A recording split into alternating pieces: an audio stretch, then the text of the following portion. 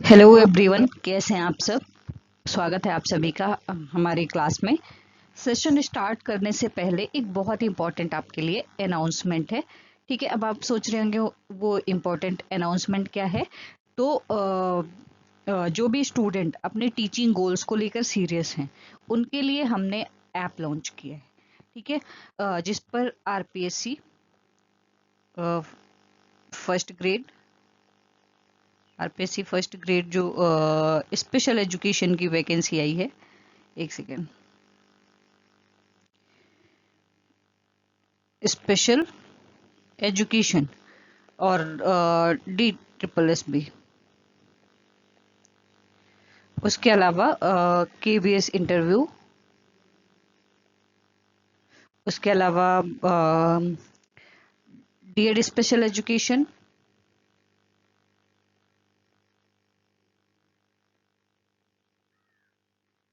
मतलब special education से related जितने भी कोर्सेज या टीचिंग के एग्जाम आ रहे हैं, उनसे उनसे रिलेटेड कंप्लीट प्रिपरेशन स्टार्ट कर दी है। इसके अलावा अगर आप किसी भी special education related teaching job की तैयारी कर रहे हैं, तो ये प्लेटफॉर्म जो है आपके लिए एकदम परफेक्ट है। तो जल्दी से ऐप डाउनलोड कर लीजिए। ऐप का नाम है, जी हाँ, जो हमारे चैनल का नाम है, स्पेशल एजुकेशन नीड्स। ठीक है, आप डाउनलोड कर लीजिए और एक बार ऐप एक्सप्लोर करके देखिए। ठीक है, और फिर हमें बताइए कि कैसा लगा एक्सपीरियंस आपका। तो चलिए अब आज की टॉपिक पर आते हैं। स्क्रीन पर आप देख सकते हैं हमारा आज का टॉपिक जो है वो क्या है, इंटेलेक्चुअल डिसेबिलिटी, जिसको इंटेलेक्चुअल डेवलपमेंटल डिसेबिलिटी भी बोलते हैं, जिसे हम हिंदी में क्या बोलते हैं, बौद्धिक अक्षमता। ठीक है, बौद्धिक अक्षमता बोलते हैं। ये स्पेशल एजुकेशन का एक बहुत ही कोर कॉन्सेप्ट है और एग्जाम में यहाँ से क्वेश्चन आते ही आते हैं। आज हम इसकी जितने भी टॉपिक हैं इसमें वो कवर करेंगे, वो भी बाइलिंगुअल, यानी इंग्लिश और हिंदी दोनों में करेंगे। ठीक है, तो अब ये बात कर लेते हैं इंटेलेक्चुअल डिसेबिलिटी जो है वो है क्या असल में। इसे बुकिश डेफिनेशन से नहीं बल्कि एक रियल लाइफ मूवी एग्जांपल से समझते हैं। आप सबने कोई मिल गया मूवी तो देखी होगी, है ना। उसमें ऋतिक रोशन का जो कैरेक्टर था रोहित, वो फिजिकली तो एक एडल्ट बन गया, लेकिन उसका जो माइंड, उसकी समझ एक 11 साल के बच्चे जितनी ही थी। वो अपने डेली रूटीन के काम में, इमोशन को एक्सप्रेस करने में और दोस्तों से के साथ बिहेव करने में अपने एज ग्रुप के हिसाब से थोड़ा पीछे था। बस यही इंटेलेक्चुअल डिसेबिलिटी का मेन कॉन्सेप्ट है। ठीक है, टेक्निकल टर्म्स में बात करें, जब किसी बच्चे की इंटेलेक्चुअल फंक्शनिंग यानी कि उसकी सीखने, सोचने और समझने की कैपेसिटी और उसका एडॉप्टिव बिहेवियर यानी कि रोजमर्रा के काम खुद करने की जो स्किल्स है, उसकी एक्चुअल एज के हिसाब से डेवलप नहीं हो पाती, तो उस कंडीशन में हम उसको इंटेलेक्चुअल डिसेबिलिटी कहते हैं। क्लियर हो गया। ये बात ध्यान रखना जरूरी है कि ये कोई बीमारी नहीं है, डिजीज नहीं है। ठीक है, ये क्या है, एक डेवलपमेंटल कंडीशन है। ठीक है, क्या है, डेवलपमेंटल कंडीशन है, ये चीज ध्यान रखना। ठीक है, बीमारी नहीं है, डेवलपमेंटल कंडीशन है। एक स्पेशल एजुकेटर के तौर पर हमारा काम इन बच्चों को क्योर करना या ठीक करना नहीं है, बल्कि उन्हें ऐसी स्किल्स सिखाना है जिससे वो अपनी लाइफ इंडिपेंडेंट तरीके से और पूरे कॉन्फिडेंस के साथ जी सके। तो चलिए इस टॉपिक की गहराई में चलते हैं और इसकी क्विज़ेस और असेसमेंट को डिटेल से समझते हैं। Let's move to our next slide. ठीक है,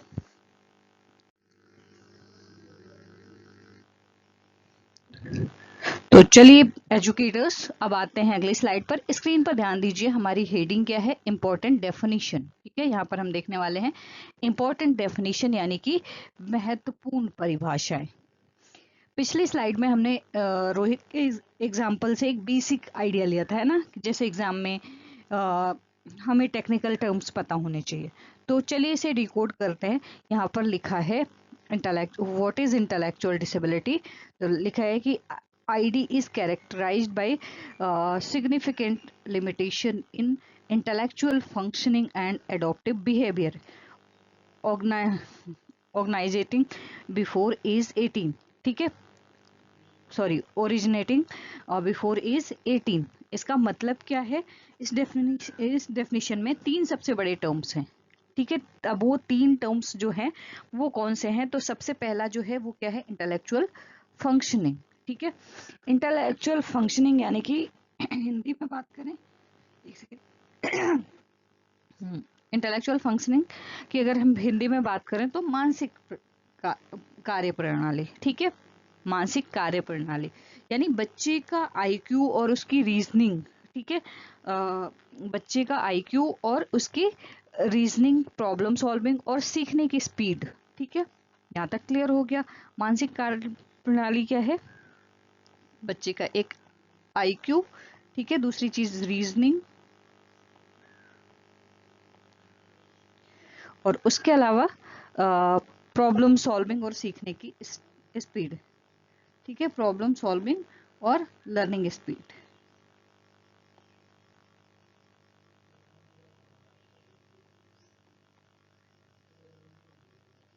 ये सारी चीजें इसमें आती हैं। ठीक है, तो और ये समझ में आ गया इंटेलेक्चुअल फंक्शनिंग यानी कि मानसिक कार्य प्रणाली। और रोजमर्रा के कार्यों में एक चीज और है, एडॉप्टिव बिहेवियर। ठीक है, एडॉप्टिव बिहेवियर जो है इसका मतलब क्या होता है? अनुकूली व्यवहार। ठीक है, इसका मतलब है डेली के काम। ठीक है, क्या है इसका मतलब? डेली के काम। एक सेकेंड,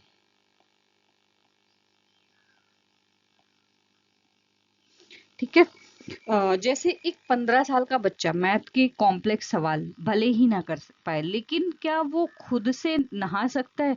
क्या वो दुकान जाकर सही पैसे देकर सही सही सामान ला सकता है? क्या वो समाज में लोगों से सही से बातें कर सकता है? ये सब जो है प्रैक्टिकल और सोशल स्किल्स हमारे एडॉप्टिव बिहेवियर में आते हैं। यहाँ तक चीजें क्लियर हो गई। अब नेक्स्ट है age of onset. Age of onset जो है यहाँ पर क्या है? 18 वर्ष की आयु से पहले। ठीक है, 18 वर्ष की आयु से पहले। इसका मतलब क्या है? मतलब यहाँ पर पॉइंट एग्जाम में सीधा एमसीक्यू बनकर आ सकता है। इंटेलेक्चुअल डिसेबिलिटी जो है हमेशा डेवलपमेंटल पीरियड में शुरू होती है, यानी 18 साल की उम्र से पहले। कब होती है? 18 साल की उम्र से पहले। अगर किसी व्यक्ति को 25 ईयर की उम्र में किसी एक्सीडेंट या बीमारी की वजह से दिमाग पर असर होता है तो हम उसे आईडी नहीं कहेंगे, उसे ट्रॉमेटिक ब्रेन इंजरी या कुछ और कहा जाएगा। ठीक है, यहाँ तक चीजें क्लियर हो गई। अब बात करते हैं की अथॉरिटीज की। ठीक है, तो की अथॉरिटीज जो है वो क्या है? यानी कि प्रमुख संस्थाएं।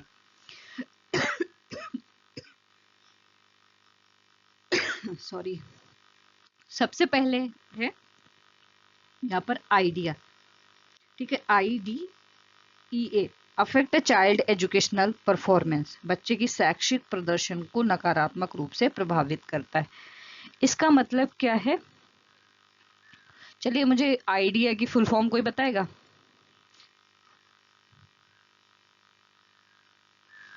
चलिए, आइडिया की फुल फॉर्म क्या है? इंडिविजुअल्स।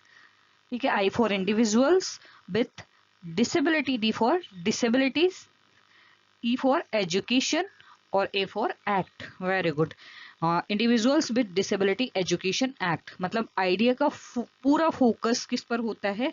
एजुकेशन पर होता है। ठीक है, इनके अनुसार अगर किसी बच्चे की सिचुएशन उसकी एजुकेशनल परफॉर्मेंस को निगेटिव तरीके से अफेक्ट करती है तब उसे स्पेशल एजुकेशन की सर्विस मिलनी चाहिए। तो यहाँ तक चीजें क्लियर हो गई। आइडिया का फुल फॉर्म ध्यान रखना, जितने भी फुल फॉर्म बताए जाएं तो वो चीजें आपके काम की हैं। ठीक है, उसको आप भूलना नहीं, क्योंकि मतलब इन्हीं चीजों से क्वेश्चन आ सकते हैं। ठीक है, आइडिया की फुल फॉर्म क्या है? इंडिविजुअल,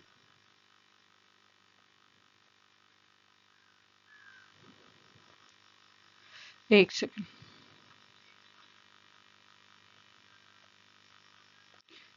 इंडिविजुअल, फिर विथ, उसके बाद डिसेबिलिटी,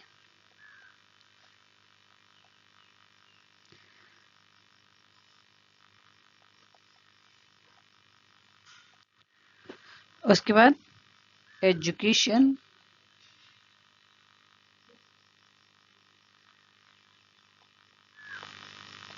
एक्ट। ठीक है, ये चीज ध्यान रखना, एजुकेशन एक्ट। ठीक है,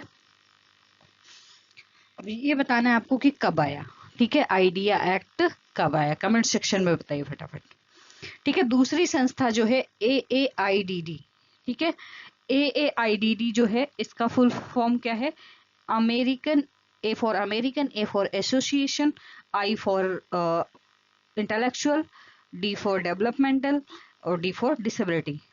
पूरी फुल फॉर्म की बात करें तो American association on intellectual and developmental disability. ठीक है, पूरी फुल फॉर्म समझ में आ गई? American association on intellectual and developmental disability. अब इनका फोकस जो है वो कहाँ है? क्लासरूम से बाहर भी है, covers everyday social and practical skills. ठीक है, ये क्या करते हैं? क्लासरूम के बाहर भी फोकस करते हैं। ये कहते हैं कि हमें बच्चे की एवरीडे सोशल और प्रैक्टिकल स्किल्स पर भी फोकस करना चाहिए। ठीक है, अब स्लाइड के बिल्कुल नीचे रेड कलर पे आ जाइए। ओल्ड टर्म जो है, ओल्ड टर्म में क्या बोला जाता था? मेंटल रिटार्डेशन बोला जाता था। अब इस शब्द का प्रयोग नहीं किया जाता, इसे इंटेलेक्चुअल डिसेबिलिटी कहा जाता है। ये चीज ध्यान रखना है आपको। देखिए, पुराने समय में, यहाँ तक कि कुछ पुरानी किताबों में आज भी आपको मेंटल रिटार्डेशन या MR शब्द मिल जाएगा, है ना। लेकिन एक स्पेशल एजुकेटर होने के नाते आपको पता होना चाहिए कि अब इस शब्द का इस्तेमाल पूरी तरीके से बंद है। ठीक है, आउटडेटेड हो चुका है। तो अब इसे ऑफिशियली और लीगली क्या बोलते हैं? इंटेलेक्चुअल डिसेबिलिटी भी कहा जाता है, और या IDD भी कहा जाता है, इंटेलेक्चुअल डेवलपमेंटल डिसेबिलिटी भी कहा जाता है। ठीक है, हमें भी अपनी बातचीत और टीचिंग में हमेशा सही और सम्मानजनक टर्म्स का यूज करना चाहिए। जैसे बहुत सारे लोग बहुत सारी चीजें बोल देते हैं, पागल है या फिर ऐसे जो टर्म्स है ना, हमें कभी भी यूज नहीं करने चाहिए। रिस्पेक्टफुल टर्म्स यूज करने चाहिए। ठीक है, अब डिसेबिलिटी की जगह जगह पे CWSN यूज कीजिए, ज्यादा बेटर रहेगा। ठीक है, तो चलिए, डेफिनेशन तो हमने अच्छे से क्लियर कर ली। अब देखते हैं इसके क्या क्या कारण हो सकते हैं। तो let's move to the next slide. Next slide जो है, यहाँ पर सबसे पहले हम, अब तक हमने बेसिक मीनिंग समझ लिया है ना, लेकिन एग्जामिनर आपसे टेक्निकल सवाल पूछेगा। स्क्रीन पर देखिए हेडिंग क्या है। तो आपकी हेडिंग जो है DSMN 4th TR क्राइटेरिया, यानी निदान के मापदंड। ठीक है, DSMN जो है बेसिकली साइकोलॉजी और स्पेशल एजुकेशन में एक मैनुअल है जो हमें बताता है कि किसी डिसेबिलिटी को डायग्नोस कैसे करते हैं। ठीक है, उसके अकॉर्डिंग इंटेलेक्चुअल डिसेबिलिटी डिक्लेयर करने के लिए ये 3 चीजें जो हैं, यहाँ पर 3 चीजें हैं। ठीक है, ये होनी चाहिए, होना बहुत जरूरी है। ठीक है, तो इसे याद रखने के लिए स्क्रीन के राइट साइड पर एक मेमोरी ट्रिक दी गई है। यहाँ पर मेमोरी ट्रिक दी गई है। ठीक है, ये चीज ध्यान रखना। अब यहाँ पर क्या है? IAA जो है बड़ा बड़ा लिखा गया है ना, तो सबसे पहला जो है आई फॉर इंटेलिजेंस। ठीक है, इंटेलिजेंस टेस्ट स्कोर, सामान्य से काफी कम बुद्धि। ठीक है, होना मतलब यानी बच्चे का IQ स्कोर जो है नॉर्मल से काफी कम होना। दूसरा जो है एडॉप्टिव स्किल्स। एडॉप्टिव स्किल्स जो है एडॉप्टिव फंक्शनिंग डिफिसिट, यानी रोजमर्रा के कामों में परेशानी, यानी कि उसे रोजमर्रा के यानी डेली के कामों में परेशानी आना। और तीसरा क्या है? एज। ठीक है, तीसरा जो है वो क्या है? एज। तो यहाँ पर क्या है? Age of onset before 18 years, मतलब 18 साल से पहले। ये चीज ध्यान रखनी है। ठीक है, यानी दोनों प्रॉब्लम्स 18 की उम्र से पहले शुरू होनी चाहिए। तो आपको याद करने की ट्रिक जो है IAA, ये आप ध्यान रखना। आई फॉर इंटेलिजेंस जो है वो कम होनी चाहिए। दूसरी चीज एडॉप्टिव फंक्शनिंग डिफिसिट होना चाहिए। और तीसरा है 18 साल से पहले, ये दोनों चीजें होनी चाहिए। तो ये चीजें क्लियर हो गई। अगर इन तीनों में IAA में से एक भी चीज मिसिंग है तो हम उसे इंटेलेक्चुअल डिसेबिलिटी नहीं कहेंगे। ये चीज आपको ध्यान रखना है। ठीक है, एग्जाम में पूछा जा सकता है। तो अब आते हैं स्लाइड के दूसरे हिस्से पर। हमने बार बार एडॉप्टिव स्किल्स या अनुकूली कौशल की बात की है। ठीक है, आखिर ये स्किल्स होती क्या है? इसे भी हम एक मैनेमोनिक यानी शॉर्टकट से याद करेंगे। तो यहाँ पर हम देख लेते हैं डायमेंशंस ऑफ एडॉप्टिव स्किल्स, अनुकूली कौशल के 3 प्रकार। ठीक है, तो इसमें 3 है। पहला जो कॉन्सेप्चुअल, यहाँ पर जो पहला है वो क्या है, कॉन्सेप्चुअल। इसको ऐसे याद कर सकते हैं, CSP। ठीक है, यहाँ पर CSP दिया हुआ है, तो C for conceptual, S for social, P for practical. मान लीजिए आप एक बच्चे के मतलब एक बच्चे को पास की दुकान से दूध का पैकेट लाने के लिए भेजते हैं। इसे एक छोटे से काम में ये तीनों स्किल्स यूज होती हैं। ठीक है, तो C फॉर जो है कॉन्सेप्चुअल देख लेते हैं, language literacy, money, time, self direction. इसमें क्या क्या चीजें आती हैं, भाषा, पढ़ना लिखना, समय और पैसे की समझ। ठीक है, बच्चों को ये पता होना चाहिए कि 50 रुपए का नोट दिया है तो 30 रुपए का दूध आने पर 20 रुपए वापस लेने। ये क्या है, बच्चे का कॉन्सेप्चुअल स्किल्स है। ठीक है, इसमें अवॉइडिंग विक्टिमाइजेशन, अगर यानी अगर कोई अनजान इंसानों से टॉफी देकर अपने साथ चलने को कहे तो उसे मना करना और खुद को बचाना, ये क्या होगा, सोशल स्किल्स होगा। ठीक है, ये क्या होगा, बच्चे का सोशल स्किल्स होगा, यानी कि सामाजिक कौशल। Interpersonal skills, rules, avoiding victimisation, दूसरों से बातचीत करना, नियम मानना और खुद को बचाना। क्लियर है यहाँ तक चीजें। P फॉर प्रैक्टिकल, ठीक है, यानी कि personal care, travel, health care, routine, नहाना, खाना, यात्रा करना, सुरक्षा। ठीक है, घर से दुकान तक सुरक्षित चलकर जाना, ट्रैफिक का ध्यान रखना, पर्सनल हाइजीन मेंटेन करना, ये सब क्या है, हमारे डेली रूटीन के प्रैक्टिकल स्किल्स हैं। तो स्टूडेंट्स, एक स्पेशल एजुकेटर का काम सिर्फ ABCD पढ़ाना नहीं होता है ना, बल्कि बच्चों को इन CSP स्किल्स को डेवलप करना है ताकि वो सोसाइटी में इंडिपेंडेंट बन सके। क्लियर है, मुझे उम्मीद है कि आपको IAA और दूसरी चीज CSP का जो कॉन्सेप्ट है वो बहुत अच्छे से क्लियर हो गया होगा। तो चलिए आगे बढ़ते हैं और देख लेते हैं हमारी नेक्स्ट स्लाइड। तो एजुकेटर्स ध्यान दीजिए, क्योंकि जो टेबल है आप देख रहे हैं वो आपके एग्जाम के लिए VIP टेबल है। यहाँ से डायरेक्ट मैचिंग वाले क्वेश्चन आ सकते हैं। ठीक है, तो हम बात कर रहे हैं यहाँ पर severity level based on IQ के आधार पर गंभीरता। ठीक है, तो चलिए एक एक करके इसमें जो कैटेगरीज हैं उनको देख लेते हैं। सबसे पहला जो कैटेगरी है, सीवियरिटी है, वो क्या है, माइल्ड। ठीक है, माइल्ड का मतलब क्या होता है, हल्का। माइल्ड का मतलब हल्का होता है जहां IQ स्कोर जो है 55 से 69 के बीच होता है। आपको जानकर हैरानी होगी कि ID वाले करीब 85% बच्चे इसी कैटेगरी में आते हैं। ठीक है, इनके लिए सबसे इम्पोर्टेंट जो है वो क्या है, एकेडमिक स्किल्स है। ठीक है, पढ़ाई लिखाई जो है इनके लिए सबसे इम्पोर्टेंट पॉइंट है कि ये एकेडमिक स्किल्स सीख सकते हैं। यानी अगर हम इनकी IP प्रॉपर तरीके से तैयार करें, ठीक है, सही सपोर्ट दें, तो बच्चे बेसिक पढ़ाई लिखाई कर सकते हैं। जैसे 6ठी या 7वीं क्लास तक का सिलेबस कवर करना, ये बच्चे इंक्लूसिव सेटअप में आराम से एडजस्ट हो पाते हैं। यहाँ तक चीजें क्लियर हो गई। ठीक है, दूसरा जो है मॉडरेट, यानी कि मध्यम। मध्यम जो है 40 से, जहां IQ लेवल क्या होता है 40 से 54 के बीच, यानी कि 40 से 54 के बीच रहता है। यहाँ आकर फोकस थोड़ा शिफ्ट हो जाता है। ठीक है, अब हम उन्हें लंबी चौड़ी क्वेश्चन सॉल्व करना नहीं सिखाएंगे, बल्कि हमारा फोकस क्या होगा, डेली स्किल्स पर होगा। ठीक है, हमारा फोकस क्या होगा, उनके रोजमर्रा के कामों में मदद करना होगा। ठीक है,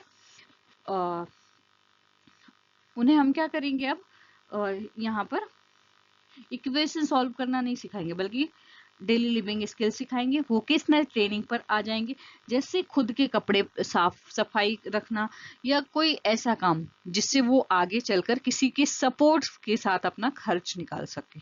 ठीक है, तीसरा है सीवियर, गंभीर, जिसका IQ रेंज जो है वो क्या है, 25 से 39 के बीच। ठीक है, 25 से 39 है। इन बच्चों को लगातार एक्सटेंसिव सुपरविजन की जरूरत होती है, मतलब लगातार देखभाल की जरूरत होती है। ठीक है, इनमें भाषा का जो विकास है एक्सटेंसिव सुपरविजन की जरूरत होती है। ठीक है, लगातार देखभाल की आवश्यकता होती है। मतलब इनमें भाषा का विकास जो है बहुत कम होता है। हम इन्हें बस अपनी बेसिक जरूरतें बताना, जैसे भूख लगने पर, वॉशरूम जाने पर, ठीक है, ये सब चीजें मतलब बताना सिखाते हैं। यहाँ तक चीजें क्लियर हो गई? कोई कंफ्यूजन है? और आखिरी है यहाँ पर प्रोफाउंड, अति गंभीर। ठीक है, बिलो 25, जहाँ आईक्यू रेंज क्या है, 25 से भी कम होता है। यहाँ जो बच्चा है वो पूरी तरीके से दूसरों पर डिपेंड होता है। ठीक है, किस पर डिपेंड होता है? दूसरों पर डिपेंड होता है, मतलब हाईली डिपेंड होता है। ठीक है, मल्टीपल नीड्स होती हैं, पूरी तरह दूसरों पर निर्भर होता है। ठीक है, जैसे 24 आवर्स में मेडिकल और फिजिकल सपोर्ट। अब हम यहाँ पर जल्दी से स्लाइड के नीचे वाले हिस्से में प्रिवलेंस की आंकड़े पर नजर डाल देते हैं, प्रिवलेंस और व्यापकता के आंकड़े। ठीक है, तो सबसे पहला पॉइंट है, जो पॉइंट है आपके लिए एक सीधा एमसीक्यू है, मोस्ट कॉमन डेवलपमेंटल डिसेबिलिटी। ठीक है, मोस्ट कॉमन डेवलपमेंटल डिसेबिलिटी। अगर एग्जाम में पूछा जाता है कि आप सबसे आम विकासात्मक अक्षमता कौन सी है, तो आपका जवाब होगा इंटेलेक्चुअल डिसेबिलिटी। ठीक है, क्लियर है? यूएस के आईडीईए के आंकड़े के अनुसार, ठीक है, जो यूएसए का आईडीए जो है उसके आंकड़े के अनुसार, मतलब ये जो आंकड़े हैं, फिलीपींस में कुल विकलांग व्यक्तियों में से, यहाँ पर एक सेकेंड,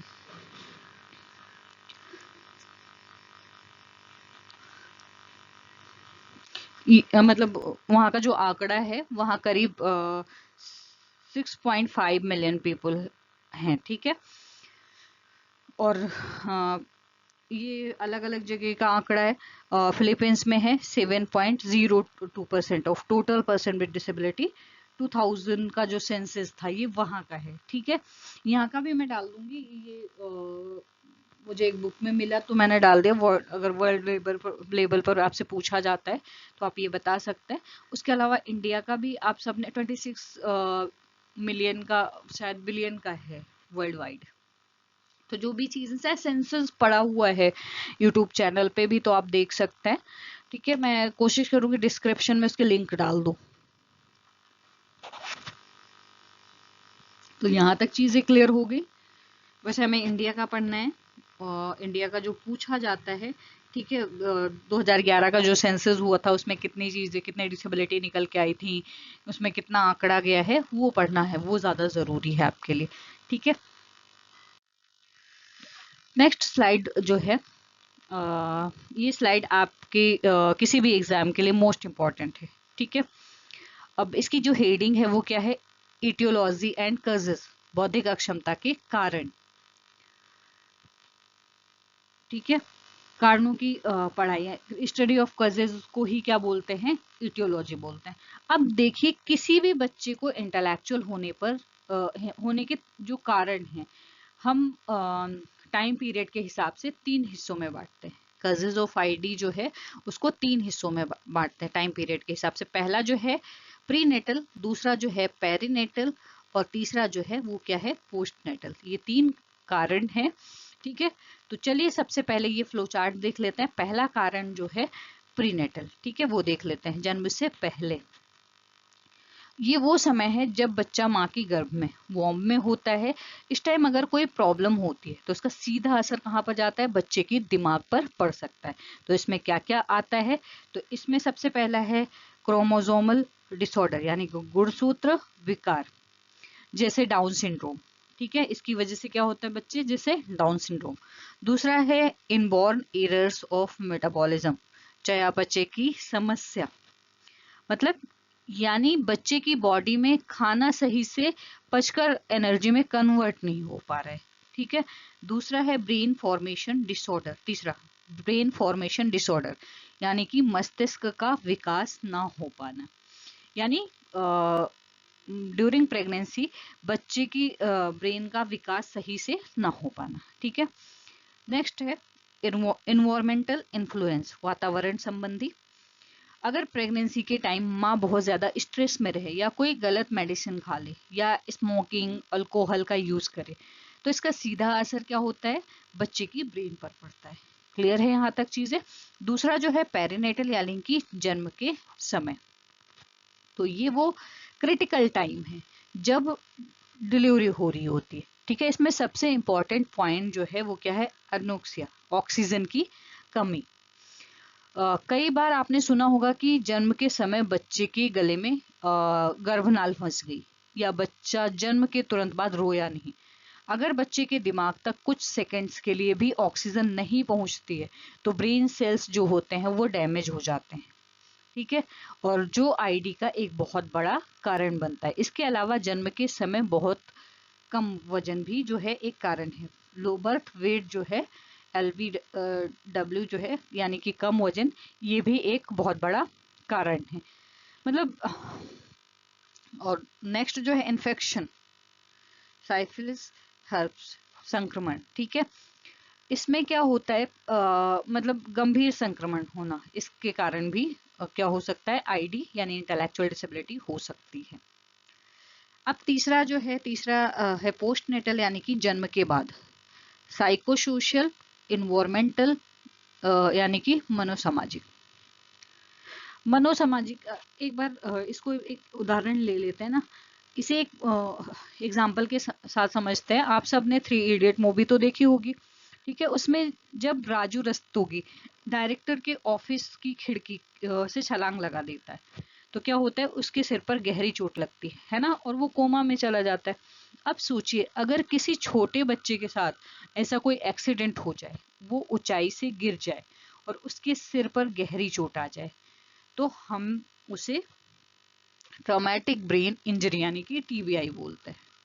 ठीक है, क्या बोलते हैं, TBI यानी कि ट्रॉमेटिक ब्रेन इंजरी कहते हैं। ये एक क्या है, बायोलॉजिकल यानी कि जैविक कारण है। ठीक है, जिसमें बच्चे का दिमागी विकास जो है हमेशा के लिए रुक सकता है। इसके अलावा मेनिंजाइटिस, ठीक है, इसके अलावा मेनिंजाइटिस यानी दिमागी बुखार भी इसका एक बहुत बड़ा कारण है। और इसी में एक और पॉइंट है, साइकोलॉजिकल इन्वायरमेंट। ठीक है, और चाइल्ड एब्यूज मतलब बाल दुर्व्यवहार। अगर एक समय मतलब एक बच्चे को बचपन से ही एक अंधेरे कमरे में रखा जाए, उसे कोई प्यार ना मिले, कोई बातचीत करने वाला ना हो, मतलब नेग्लेक्ट हो, तो क्या उसका दिमाग एक नॉर्मल बच्चे की तरह डेवलप होगा? बिल्कुल नहीं होगा, है ना। इन्वायरमेंट का हमारे ब्रेन डेवलपमेंट पर बहुत बड़ा असर पड़ता है, ये चीज आप सभी ध्यान रखिए। ठीक है, तो यहाँ तक 3 जो मेन स्टेजेस थी जहाँ आईडी के कारण पनप सकते हैं, तो इन्हें अपने नोट्स में आप डाल सकते हैं। ठीक है, उसके अलावा अगर ये नोट्स चाहिए तो एक चीज और है आपके लिए कि आप अगर हमारा ज्वाइन बटन जो है, गोल्ड ज्वाइन बटन है, अगर वो आप ज्वाइन कर लेंगे तो उसमें भी आपको नोट्स प्रोवाइड कर दिए जाएंगे।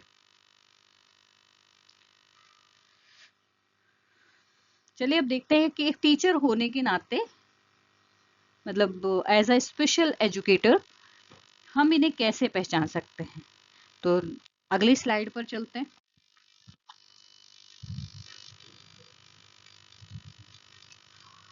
तो चलिए एजुकेटर अब थोड़ा डीप डाइव करते हैं, है ना। पिछली स्लाइड में हमने देखा कि प्रीनेटल यानी जन्म से पहले कारण क्या क्या होते हैं। तो सबसे पहले था क्रोमोसोमल डिसऑर्डर यानी गुणसूत्र विकार।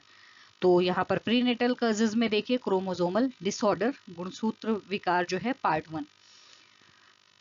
तो स्क्रीन पर देखिए आज हम पार्ट 1 और 4 सबसे इंपॉर्टेंट सिंड्रोम यहाँ पर कवर करेंगे, जहाँ से एग्जामिनर सबसे ज्यादा सवाल पूछता है। अपने पेन और हाइलाइटर रेडी रखिए, है ना। सबसे पहले बॉक्स में है डाउन सिंड्रोम। ठीक है, डाउन सिंड्रोम जो है इसे ट्रिजोमी 21 भी कहा जाता है। क्या बोला जाता है, ट्रिजोमी 21 भी कहा जाता है। एग्जाम में अगर सवाल आए, ठीक है, मोस्ट कॉमन क्रोमोसोमल डिसऑर्डर, क्या पूछे, मोस्ट कॉमन क्रोमोसोमल डिसऑर्डर कौन सा है, तो आपका जवाब होगा डाउन सिंड्रोम।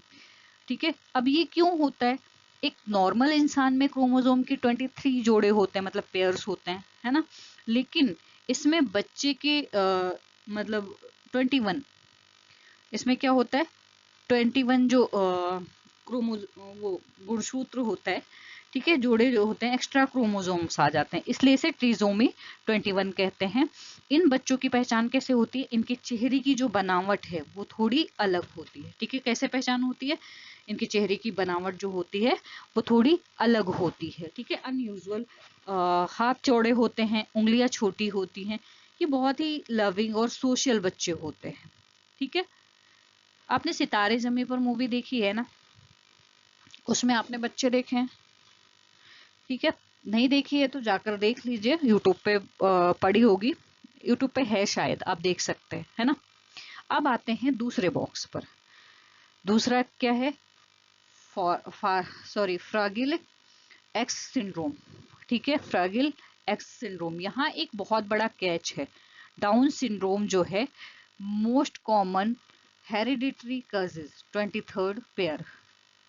इसका मतलब क्या है, लेकिन फ्रैगिल एक्स क्या है सबसे पहले ये समझ लेते हैं, ठीक है। फ्रैगिल एक्स जो है ये मोस्ट कॉमन हेरिडिटरी कजेज है, यानी कि वंशानुगत होता है, जो माता पिता से बच्चे में आता है, ठीक है।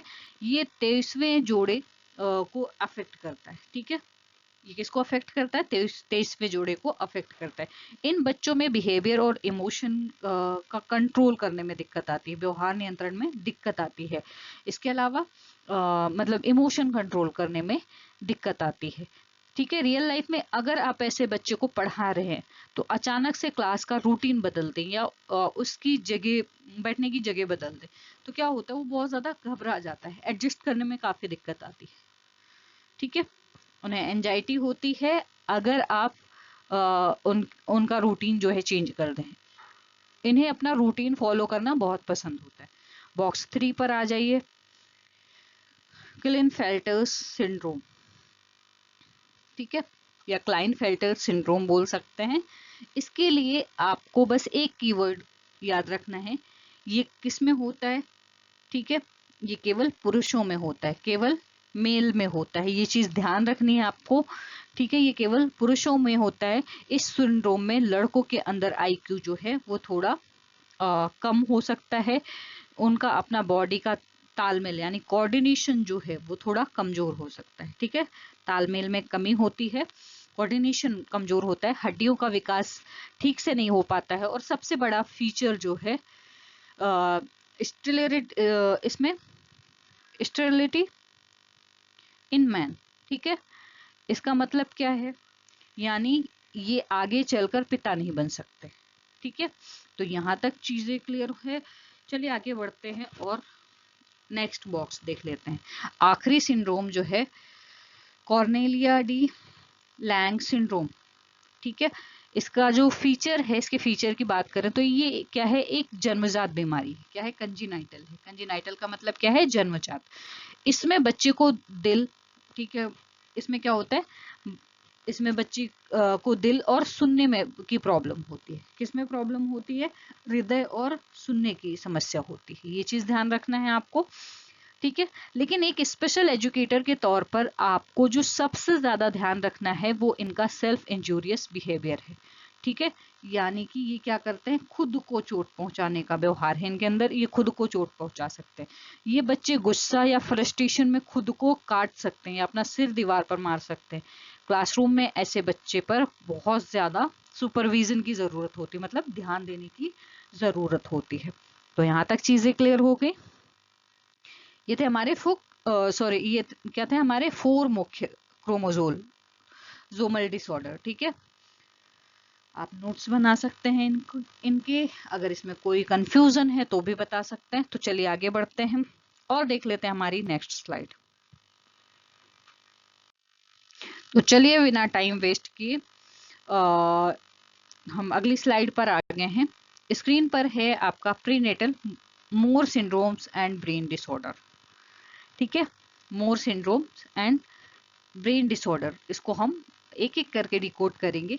एक चीज और, इसमें जो बहुत सारी चीजें हैं जो बहुत ज्यादा आपको हार्ड लग रही होंगी, या फिर इसमें जो शब्द हैं वो काफी टफ लग रहे होंगे, बट इनको मैं आपको बहुत इजी तरीके से समझा रही हूँ, तो आई होप ज्यादा दिक्कत नहीं होगी, है ना।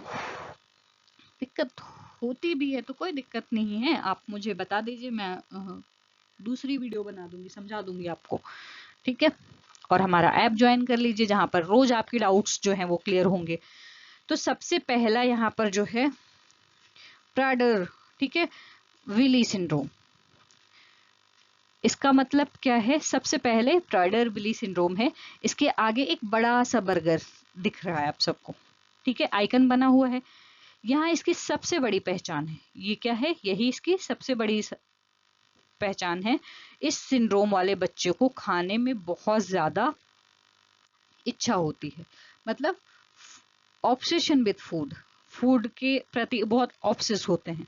ये सिर्फ भूख नहीं है, बल्कि उसके ब्रेन का वो हिस्सा जो पेट भरने का सिग्नल देता है, ठीक है, वो ठीक से काम नहीं करता है। इसकी वजह से क्या होता है, इसकी वजह से ये लीडिंग मतलब leading genetic causes of obesity, इस क्या होता है जिसकी वजह से मोटापा जो है बहुत ज्यादा बढ़ता है, मतलब मोटापे का सबसे बड़ा अनुवांशिक कारण है, ठीक है। और हाँ, याद रखिए ये हमेशा पिता के जीन से इनहेरिटेड होता है, ये चीज आपको ध्यान रखनी है। कैसे होता है, पिता के जीन से इनहेरिटेड होता है, ठीक है।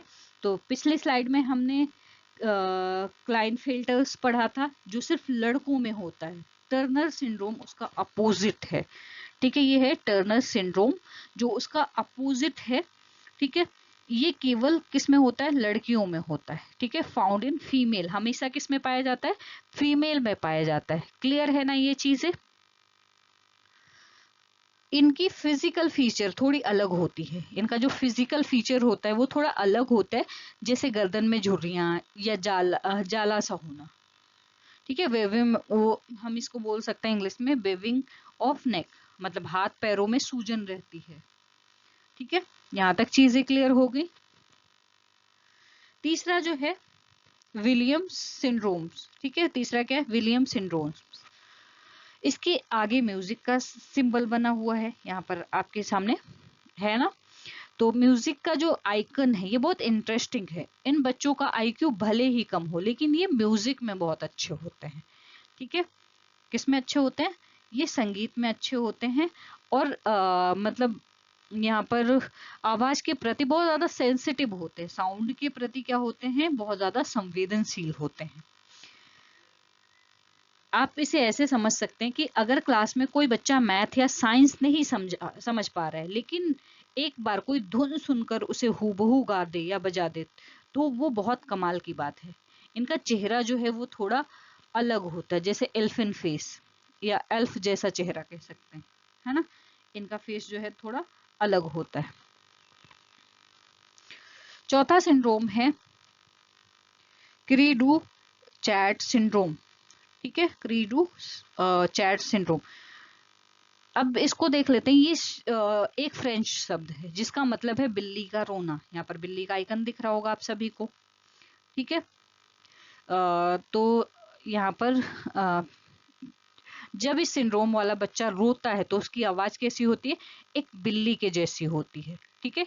ये बच्चे जो हैं वो बहुत ज्यादा हाइपर एक्टिव होते हैं। कैसे होते हैं, बहुत ज्यादा हाइपर एक्टिव होते हैं।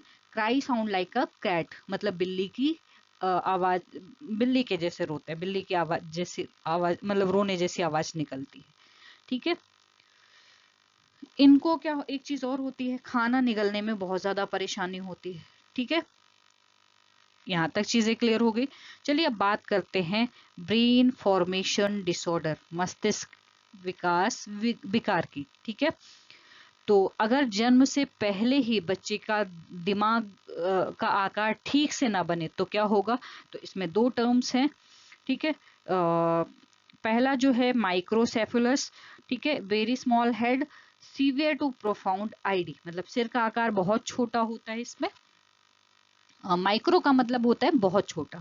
जब बच्चे की सिर का आकार सामान्य से बहुत छोटा रह जाता है उसे क्या बोलते हैं, माइक्रोसेफेलस कहते हैं। ऐसे बच्चों में सीवियर से प्रोफाउंड लेवल की इंटेलेक्चुअल डिसेबिलिटी होती है, ठीक है। दूसरा जो है हाइड्रोसेफेलस, दूसरा क्या है, हाइड्रोसेफुलस। मतलब हाइड्रो का मतलब क्या होता है, तरल, पानी या तरल। इसमें बच्चे के मस्तिष्क के अंदर या बाहर पानी भर जाना। ठीक है, इसमें क्या होता है, मस्तिष्क के अंदर या बाहर तरल पदार्थ भर जाता है। ठीक है, और जिससे सिर का आकार जो है बहुत बड़ा दिखने लगता है और दिमाग पर प्रेशर पड़ता है।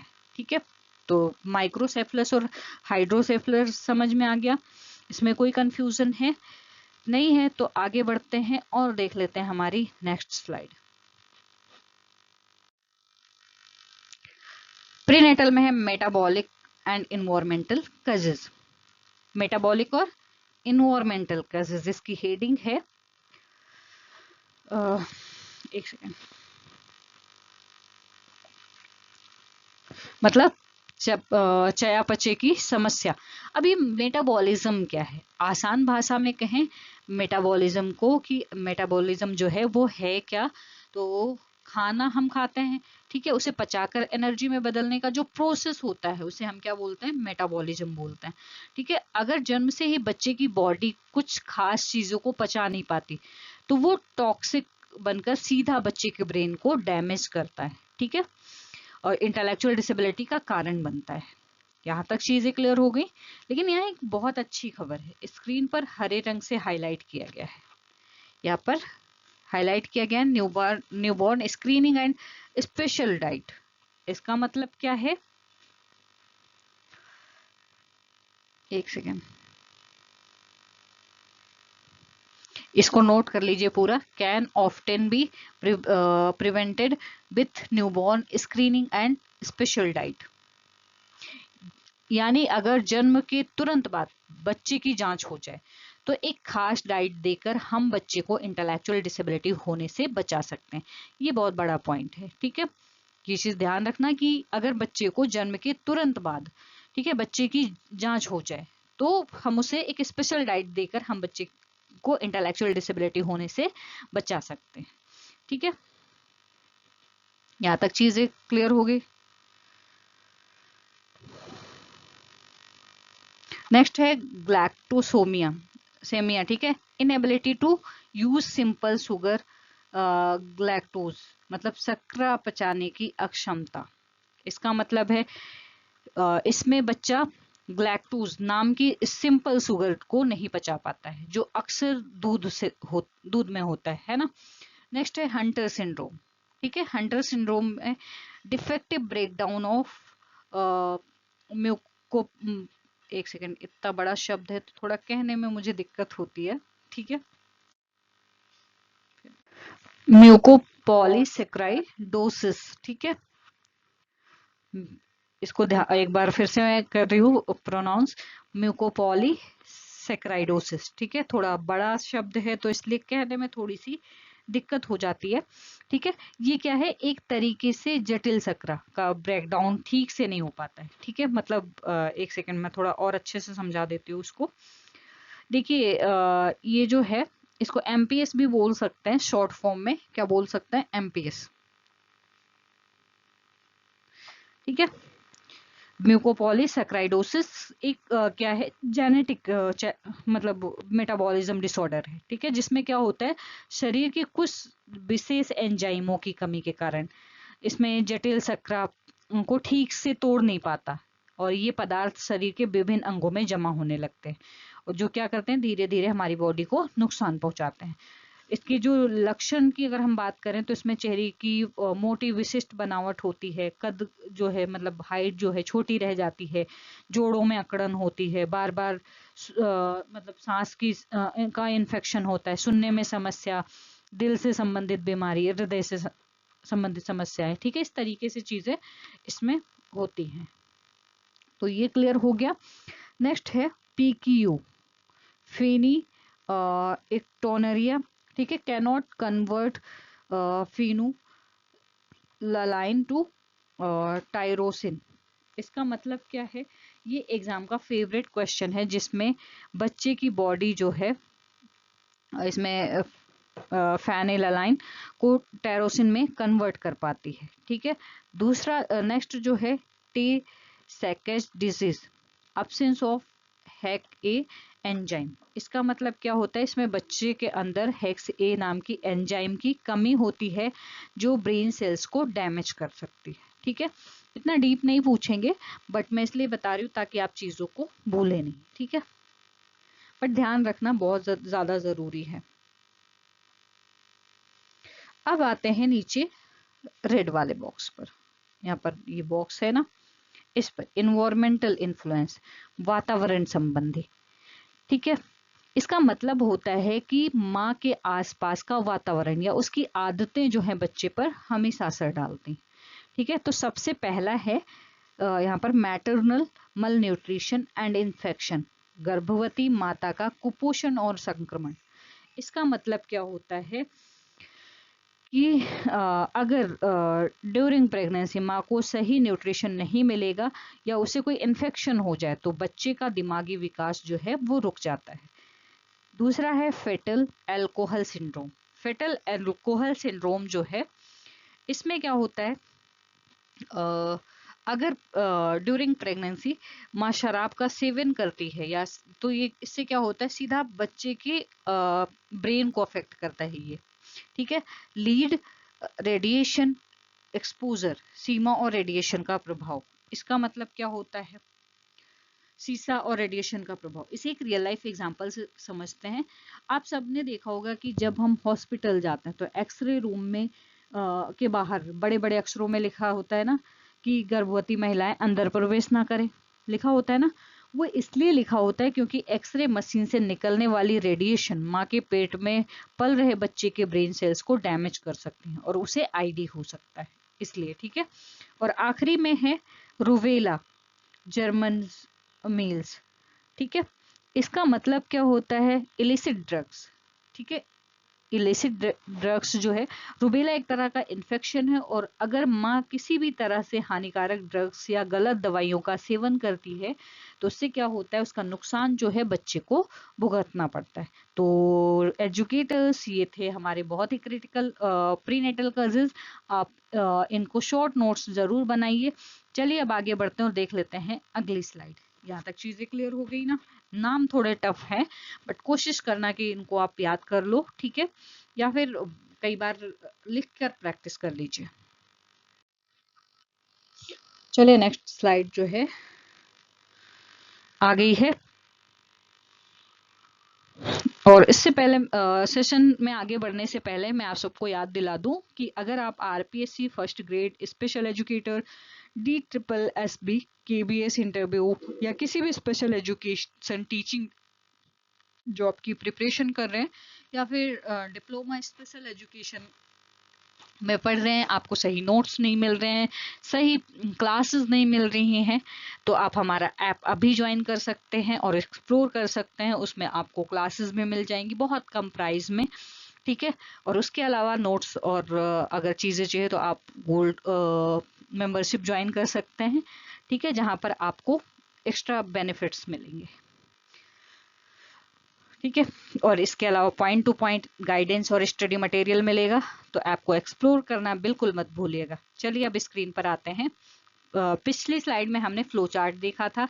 ठीक है, अब हम उसके दो हिस्से को डिटेल में समझेंगे। हमने अभी एक हिस्सा कर लिया है ना, प्रीनेटल कर लिया। नेक्स्ट जो है पेरिनेटल कॉजेस, यानी कि जन्म के समय। अब यहाँ पर जो हम बात करने वाले हैं पेरिनेटल की, सबसे पहला जो इम्पोर्टेंट पॉइंट है वो क्या है, अनोक्सिया, यानी कि complete deprivation of oxygen to baby's brain during birth. जन्म के समय दिमाग तक ऑक्सीजन ना पहुंच पाना। इसका मतलब क्या है, इसे एक एग्जांपल या सिचुएशन से समझते हैं। कई बार डिलीवरी के टाइम बच्चे की गले में क्या होता है, गर्भनाल कस जाती है ना, या जन्म लेने के बाद तुरंत बाद बच्चा रोता नहीं है। आपको पता है बच्चे का रोना क्यों जरूरी है, क्योंकि रोने से उसके फेफड़े खुलते हैं और ब्रेन तक ऑक्सीजन जाती है। अगर कुछ सेकेंड्स या मिनट्स तक ऑक्सीजन ब्रेन में ना जाए तो ब्रेन के सेल्स जो है डैमेज हो जाते हैं, जो इंटेलेक्चुअल डिसेबिलिटी का एक बहुत बड़ा कारण माना जाता है। क्लियर है। नेक्स्ट है लो बर्थ वेट। ठीक है, जन्म के समय शिशु का वजन बहुत कम होना, यानी जन्म के समय बच्चे का वजन बहुत कम होना, जो अक्सर प्रीमेच्योर डिलीवरी में होता है, ठीक है, जो 7 मंथ पे बर्थ हो जाता है। और तीसरा क्या है, इन्फेक्शन, ठीक है, साइफिल्स and herbs simplex transmitted during birth. इसमें क्या होता है, तीसरा इन्फेक्शन है, जैसे साइफिल्स और हर्ब को जन्म की प्रक्रिया के दौरान माँ से बच्चे में आ सकते हैं, ठीक है। अब आते हैं स्क्रीन के राइट साइड पर पोस्ट नेटल कॉजेज, यानी कि जन्म के बाद, ठीक है। तो इसमें साइको सोशल एंड इन्वायरमेंटल, ठीक है, इसमें मनोसामाजिक और वातावरण संबंधी। यहाँ पर एक टर्म्स लिखा है, lack of early cognitive stimulation, बचपन में सीखने की मौके ना मिल पाना, ठीक है। ये बहुत क्रिटिकल है। आप इसे ऐसे समझ लीजिए, मान लीजिए कि एक बच्चा है जिसे खाली कमरे में रखा जाता है, जहां ना कोई खिलौना है, ना कोई रंग बिरंगी तस्वीरें हैं, और ना ही कोई उससे बात करने वाला है। वही दूसरा बच्चा जिसके पास पजल्स हैं, ब्लॉक्स हैं, उसके पेरेंट्स रोज उससे बात करते हैं। जिस बच्चे को कोई स्टिमुलेशन या एक्टिविटी नहीं मिली, उसका ब्रेन डेवलप कैसे होगा, है ना। तो ब्रेन को ग्रो करने के लिए एक्सपीरियंसेस की जरूरत होती है। अगर बच्चे में न्यूट्रिशनल प्रॉब्लम हो या माहौल बहुत खराब हो, तो उसका नॉर्मल पैदा हुआ बच्चा भी आईडी का शिकार हो सकता है, ठीक है। और आखिरी में आते हैं, आखिरी क्या है, बायोलॉजिकल, जिसमें ट्रॉमेटिक ब्रेन इंजरी, जिसको टीबीआई बोलते हैं, चाइल्ड एब्यूज, ठीक है, यानी बाल दुर्व्यवहार। देखिए, जैसे मान लीजिए कोई बच्चा छत पर सीढ़ियों से गिर जाए, या उसके सिर के पीछे के हिस्से में गहरी चोट आ जाए, तो ये एक टीबीआई है, यानी कि ट्रॉमेटिक ब्रेन इंजरी है, ठीक है। इसके अलावा गंभीर बाल दुर्व्यवहार, चाइल्ड एब्यूज में अगर बच्चे के सिर पर चोट लग जाए, तो वो भी दिमागी विकास को रोकता है। इसी में एक बड़ा कारण है मेनिंजाइटिस, ठीक है, या इंसाइफिलिट्स, जिसे हम आम भाषा में दिमागी बुखार कहते हैं। ये सीधा ब्रेन के अंदर इन्फेक्शन करता है। और लास्ट में है लीड पॉइजनिंग, ठीक है, क्या है, लीड पॉइजनिंग। इसका मतलब क्या होता है, जिसे शीशे का जहर, जो अक्सर पुराने पेंट्स या दूषित पानी से बच्चों की बॉडी में चला जाता है। तो एजुकेटर, ये थे प्रीनेटल, पोस्टनेटल और पेरीनेटल कॉजेज, ठीक है। ये चीजें आपकी क्लियर हो गई होंगी। तो चलिए आगे बढ़ते हैं और देख लेते हैं हमारी नेक्स्ट स्लाइड। नेक्स्ट स्लाइड जो है, मुझे उम्मीद है आप अपनी तैयारी पूरी जोर शोर से कर रहे होंगे। याद रखिए, हमारा इस ऐप पर, या मतलब हमारे पास जो ऐप है, उसमें आरपीएससी फर्स्ट ग्रेड, DSSB और उसके अलावा केवीएस इंटरव्यू, किसी भी स्पेशल एजुकेशन के सारे मॉक टेस्ट और स्पेशल एजुकेशन नोट्स अवेलेबल हैं। उन्हें जरूर प्रैक्टिस करें, ठीक है, जिसमें आपको एमसीक्यू भी बहुत कम प्राइस में मिल जाएंगे, तो आप जाके एक्सप्लोर कर सकते हैं, ठीक है। अब तक हमने कारण और प्रकार पढ़े, लेकिन अब सवाल आता है कि स्पेशल एजुकेटर के तौर पर हम इन बच्चों की मदद कैसे करेंगे, इनका डिजाइन कैसे होगा। ये सीढ़ियां एक बच्चे के लिए, यहाँ पर सीढ़ियां दिख रही है ना, तो ये सीढ़ियां जो है एक बच्चे के लिए बचपन से लेकर बड़े होने तक का पूरा सफर दिखाती हैं। चलिए स्टेप बाय स्टेप इसके ऊपर चढ़ते हैं, इसके ऊपर नहीं, मतलब इसको पढ़ लेते हैं ना। तो सबसे पहले स्टेप 1 है हमारा। स्टेप 1 क्या होना चाहिए, अर्ली चाइल्डहुड जो है, ठीक है, बचपन। जैसे ही किसी बच्चे में डिसेबिलिटी डिटेक्ट होती है, हमारा सबसे पहला गोल क्या होता है, अर्ली इंटरवेंशन का होता है, या अर्ली आइडेंटिफिकेशन का होता है, ठीक है। यहाँ हमारा फोकस बच्चे को किताबें पढ़ाना नहीं है, बल्कि क्या होता है, यहाँ पर हाईएस्ट कॉग्निटिव लेवल तक पहुंचाना होता है। अगर उसे बोलने में हाईएस्ट कॉग्निटिव लेवल तक चीजें पहुंचानी होती हैं, तो अगर उसे बोलने में दिक्कत है तो स्पीच थेरेपिस्ट, ठीक है। अगर उसे चलने फिरने में दिक्कत है, ठीक है, तो फिजिकल थेरेपी दी जाती है, ताकि उसकी बुनियादी विकास जो है वो, यानी कि उसका जो फाउंडेशन है वो मजबूत हो सके। तो यहाँ तक चीजें क्लियर हो गई। अब आते हैं स्टेप 2 पर। स्टेप 2 है इंक्लूजन प्रोग्राम, ठीक है। इंक्लूजन प्रोग्राम की बात करें तो अगर बच्चे को माइल्ड आईडी, ठीक है, अगर बच्चे को माइल्ड आईडी है तो हम उसे अलग थलग नहीं करेंगे, मतलब उसे उसका सेग्रेशन नहीं करेंगे, ठीक है, सेग्रेट नहीं करेंगे, उसे सामान्य स्कूल में सामान्य बच्चों के साथ पढ़ाया जाएगा, ठीक है। और इसे ही क्या बोलते हैं, इंक्लूजन बोलते हैं। हम यहाँ फंक्शनल एकेडमिक स्किल्स, ठीक है, यहाँ पर क्या करेंगे, फंक्शनल एकेडमिक स्किल्स सिखाते हैं, यानी उतनी पढ़ाई जितना वो अपनी डेली के काम और बेसिक हिसाब किताब कर सके। यहाँ तक चीजें क्लियर हो गई। अब आते हैं तीसरे पॉइंट पर। तीसरा स्टेप जो है इंडिविजुअलाइज्ड एजुकेशन प्रोग्राम या इंडिविजुअलाइज्ड एजुकेशनल प्रोग्राम, ठीक है। आपके एग्जाम के लिए सुपर इंपॉर्टेंट है। अगर बच्चे को मॉडरेट सीवियर आईडी है, ठीक है, अगर बच्चे को क्या है, मॉडरेट सीवियर आईडी है, तो नॉर्मल क्लास टीचिंग से काम नहीं चलेगा। अब यहाँ पर हम कौन सा एग्जाम्पल ले सकते हैं, मेरा फेवरेट तारे जमी पर, है ना। आपने देखा होगा कि क्लास में बाकी टीचर्स जो है ईशान को एक नॉर्मल तरीके से पढ़ाने की कोशिश कर रहे थे, है ना, जो उस पर काम नहीं कर रहा था। लेकिन जब निकुंब सर आते हैं तो वो ईशान की ज़रूरत, उसकी कमियों और उसकी स्ट्रेंथ को समझते हैं, है ना, उसकी अलग टीचिंग प्लान बनाते हैं। बस यही आईपी का कोर कॉन्सेप्ट है, हर बच्चे की ज़रूरत के हिसाब से एक अलग शिक्षा बनाना। इसमें हम उम्र के हिसाब से एज अप्रोप्रिएट मतलब उस ऐसा कैरिकुलम डिजाइन करते हैं जिससे बच्चा जो है इंडिपेंडेंट बन सके। तो यहाँ तक चीजें क्लियर हो गई। अब आते हैं नेक्स्ट फोर्थ स्टेप पर, ट्रांजिशन टू एडल्टहुड, ठीक है, वयस्कता की ओर। आपको क्या लगता है कि बच्चे को बड़े होकर नौकरी की ट्रेनिंग कब शुरू करनी चाहिए? यहाँ लिखा है बिगिन इन एलिमेंट्री, ठीक है, बिगिन इन एलिमेंट्री। जी हाँ, ये तैयारी बचपन से ही शुरू हो जाती है। हमारा फाइनल गोल यही है कि बच्चा बड़ा होकर कम्युनिटी में एडजस्ट हो सके, कोई नौकरी या व्यवसाय कर सके और आत्मनिर्भर बन सके, ठीक है। तो यहाँ पर हम कोशिश क्या करते हैं, नौकरी, व्यवसाय और आत्मनिर्भर बनाने की ट्रेनिंग देने की, ठीक है। और आखिरी में सबसे नीचे दिए गए यहाँ पर रेड कलर का नोट जो लिखा हुआ है, इसको ध्यान दे लीजिए।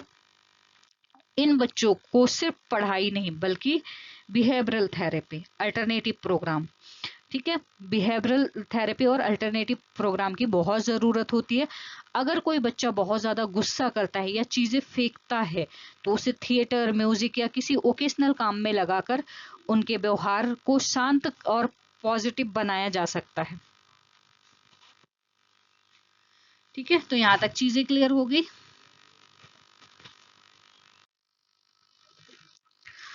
अब आ जाते हैं हमारे की पॉइंट पर, ठीक है। आगे बढ़ने से पहले एक रिमाइंडर, जो स्टूडेंट बाद में जुड़े हैं हमारे इस चैनल पे, ठीक है, हमारा ऐप लॉन्च हो चुका है, RPSC first grade special educator, ठीक है। आप स्पेशल एजुकेशन नीड्स ऐप को डाउनलोड कीजिए, जिसमें आपको RPSC first grade special educator, DSSB, KBS या किसी भी स्पेशल एजुकेशन से टीचिंग जॉब के लिए प्रिपरेशन के बेहतरीन कोर्सेज जो है लाइव हो चुके हैं। अपनी तैयारी को बिल्कुल सटीक और सिलेक्शन ओरिएंटेड बनाने के लिए ऐप को जरूर एक्सप्लोर करें। तो चलिए अब इस, अरे यार जरूरी है ना। तो सबसे पहले यहाँ पर जो रेड कलर का बॉक्स है इसको देख लेते हैं, प्रीवियस एग्जाम इनसाइट, ठीक है। ये अलर्ट बॉक्स है, इस पर ध्यान दीजिए। यहाँ पर जो एग्जामिनर के फेवरेट है, DSM फोर्थ क्राइटेरिया, ठीक है, सबसे ज्यादा होने वाला सिंड्रोम और IEP, और क्या है, IEP, ठीक है। अगर आपने जज का सेशन मतलब सॉरी जज क्यों, अगर आपने आज का सेशन ध्यान से सुना तो ये सब आपको टिप्स पर याद होगा। चलिए एक क्विक रिवीजन कर लेते हैं, कर लें, क्योंकि इसके बाद आपको क्वेश्चन के आंसर भी देने हैं जो आपने पढ़ा है। जी हाँ, उसके आंसर भी देने पड़ेंगे, क्योंकि मुझे भी समझ में आया कि मैंने जितनी मेहनत की है उसका कुछ तो फल मुझे मिले, और उसका फल तब मिलता है जब आप जवाब देते हो, है ना। तो मेरे लिए टीचिंग नहीं है, पैशन है मेरा, मुझे बहुत पसंद है। तो चलें क्विक रिवीजन कर लें। ओके, तो सबसे पहला पॉइंट, की पॉइंट में सबसे पहला point, definition check. Must have both cognitive plus adaptive deficit occurring before age 18, यानी बुद्धि और अनुकूली व्यवहार दोनों में कमी 18 साल से पहले। ये आपने पढ़ा था ना। मतलब इंटेलेक्चुअल डिसेबिलिटी के लिए दो चीजों का साथ होना कंपलसरी है। अब कौन सी चीज? तो कॉग्निटिव जो है प्लस डिफिसिट, एडॉप्टिव डिफिसिट। ठीक है, कॉग्निटिव डिफिसिट और एडॉप्टिव डिफिसिट, बुद्धि में कमी और रोजमर्रा के अनुकूली व्यवहार में कमी। ये दोनों चीजें कब होनी चाहिए? 18 साल शुरू होने से पहले। अगर इनमें से एक भी चीज मिसिंग है तो वो आईडी नहीं कहलाएगी। ठीक है। दूसरा पॉइंट जो है मोस्ट कॉमन, ठीक है, दूसरा पॉइंट क्या है? मोस्ट कॉमन, यहां से क्वेश्चन बन सकता है अगर पेपर में पूछा जाए सबसे आम गुणसूत्र विकार, मतलब मोस्ट कॉमन क्रोमोसोमल डिसऑर्डर कौन सा, तो आपका आंसर क्या होना चाहिए? Down syndrome. लेकिन अगर वर्ड आ जाए कि सबसे आम वंशानुगत विकार क्या है, मोस्ट कॉमन हेरिडिटरी, तो आपका आंसर क्या होना चाहिए? फ्रैगिल एक्स सबसे आम वंशानुगत विकार है। ठीक है, जहां पर स्टूडेंट बहुत ज्यादा गलती करेंगे। तीसरा पॉइंट है मेटाबॉलिक होप। हमने पीक्यू जैसे मेटाबॉलिक बीमारियों के बारे में पढ़ा था ना। इसमें होप या उम्मीद की किरण क्या है? वो है अर्ली न्यूबॉर्न स्क्रीनिंग, यानी नवजात की तुरंत जांच, सही समय पर पता चल जाए और उसे एक खास डाइट दे दी जाए, तो उससे क्या हो सकता है? इस डिसेबिलिटी का शिकार होने से बचा सकते हैं। क्लियर है? और आखिरी पॉइंट क्या है? एजुकेशनल कोर, आईईपी है ना, एजुकेशनल कोर आईपी है ना। सीवियर केसेस और आईपी इंडिविजुअलाइज्ड एजुकेशन प्रोग्राम जो है हमारा सबसे बड़ा हथियार है। इस पॉइंट की सबसे बड़ी लाइन है transition planning must start early. क्या है? Transition planning must start early. इसका मतलब चलिए इसे एक एग्जांपल से समझ लेते हैं। आपने सुपर 30 मूवी देखी होगी, है ना। आनंद कुमार सर ने उन बच्चों को सिर्फ एग्जाम में एक महीने पहले पढ़ाना शुरू नहीं किया था, उन्होंने बहुत पहले से उन पर फोकस किया, उनका केस बनाया ताकि वो आगे चलकर एक बड़ा ट्रांजिशन सक्सेसफुली कर सकें, है ना। बिल्कुल वैसे ही हमें इन स्पेशल बच्चों के होने और नौकरी करने की तैयारी उनके बचपन से ही शुरू कर देनी चाहिए ताकि वो अपनी जिंदगी में इंडिपेंडेंट बन सके। तो यहाँ तक चीजें क्लियर हो गई? कोई कंफ्यूजन है? तो चलिए आगे बढ़ते हैं, देख लेते हैं हमारी नेक्स्ट। तो चलिए एजुकेटर्स, कॉन्सेप्ट तो हमने समझ लिया। अब देखने की बारी ये है कि आपने कितना सीखा। देखिए इतनी मेहनत से पढ़ा रही हूँ तो इतना तो हक बनता है ना कि मैंने जो पढ़ाया है आप उसका जवाब दो, है ना। तो चलिए टेस्ट कर लेते हैं। अभी टेस्ट योर नॉलेज यानी अभ्यास प्रश्न होने वाले हैं यहाँ पर। तो यहाँ पर सबसे पहले हम देखेंगे, पहला क्वेश्चन है, तैयार हो जाइए। ठीक है, पहला जो सवाल है वो है according to DSM-4 at what age must the onset of intellectual disability. मतलब हिंदी में बात करें तो यानी DSM-4 के अनुसार बौद्धिक अक्षमता की शुरुआत किस उम्र में से पहले होनी चाहिए। तो आपके ऑप्शन है, पहला ऑप्शन है बिफोर 21 ईयर्स, दूसरा है बिफोर 18 ईयर्स और तीसरा है आफ्टर 18 ईयर्स। बहुत सिंपल सा क्वेश्चन है, जवाब प्लीज जरूर दीजिए।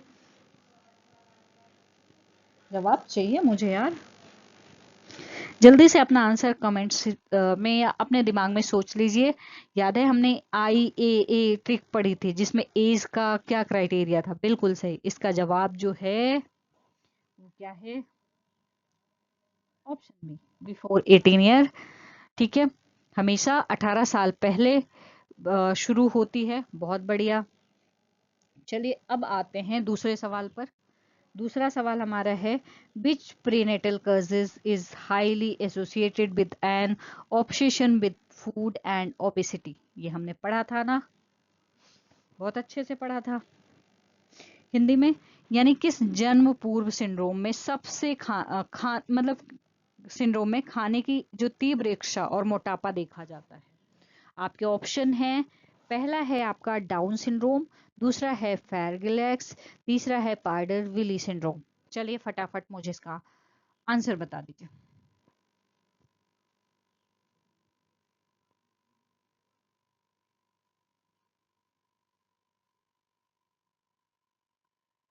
याद कीजिए, मैंने आपको एक स्लाइड में किसी डाउन सिंड्रोम के आगे एक बर्गर का आइकन दिखाया था, जहां बच्चों को खाने का ऑब्सेशन होता है। जी हाँ, एकदम परफेक्ट। ठीक है, इसका सही आंसर क्या है? सही आंसर क्या है? सी, यानी कि प्राडर विली सिंड्रोम। ठीक है, सही ऑप्शन। चलिए अब आते हैं हमारे आखिरी सवाल पर। आखिरी सवाल जो है क्या है? Anoxia deprivation of oxygen to the brain is categorized as which types of causes? मस्तिष्क में ऑक्सीजन की कमी एनोक्सिया किस प्रकार का कारण है? अब आपके पास पहला ऑप्शन है प्रीनेटल, दूसरा है पेरीनेटल और तीसरा है पोस्टनेटल। चलिए फटाफट मुझे बताइए। जन्म से पहले, जन्म के समय और जन्म के बाद। इस सवाल में मैंने आपको डिलीवरी के टाइम बच्चे की रोने और गर्भनाल वाला रियल लाइफ एग्जांपल दिया था, है ना। जब बच्चा पैदा हो रहा होता है, उस क्रिटिकल टाइम पर ऑक्सीजन की कमी होना क्या कहलाता है?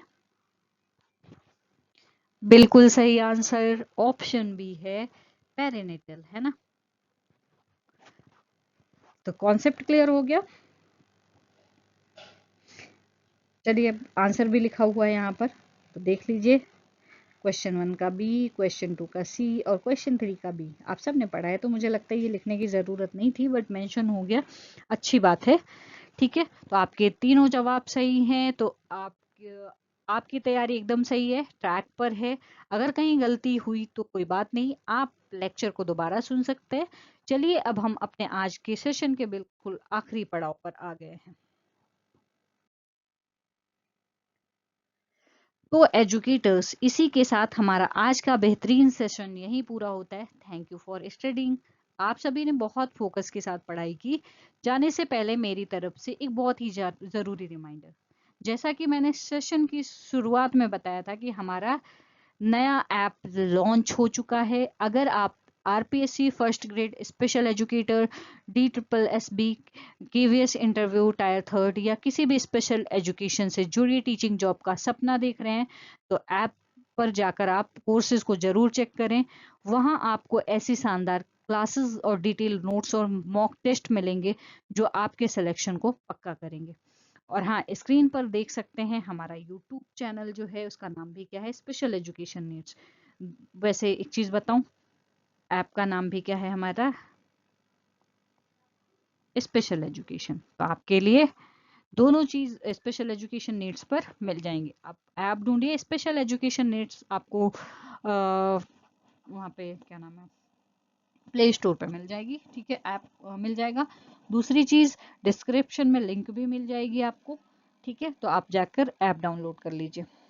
और एक चीज और, special education needs YouTube channel भी आप सब्सक्राइब कर सकते हैं। अगर आज का लेक्चर जो है उसने आपकी थोड़ी मदद की है, या मेरा कॉन्सेप्ट आपको थोड़ा भी समझ में आया है, आपको नोट्स पसंद आए हैं, तो प्लीज़ वीडियो को लाइक करें। इसे अपने सभी दोस्तों के साथ शेयर करें जो स्पेशल एजुकेशन एग्जाम्स की तैयारी कर रहे हैं। और सबसे ज़रूरी बात, चैनल को सब्सक्राइब करके बेल आइकन ज़रूर दबा लें, ताकि आने वाली कोई भी क्लास आपसे मिस ना हो। Please keep revising, keep growing. खूब रिवीजन करते रहिए, आगे बढ़ते रहिए। मिलते हैं नेक्स्ट क्लास में एक नए शानदार टॉपिक के साथ। तब तक के लिए अपना ध्यान रखिए, अपनी पढ़ाई पूरी मेहनत से करिए। All the best.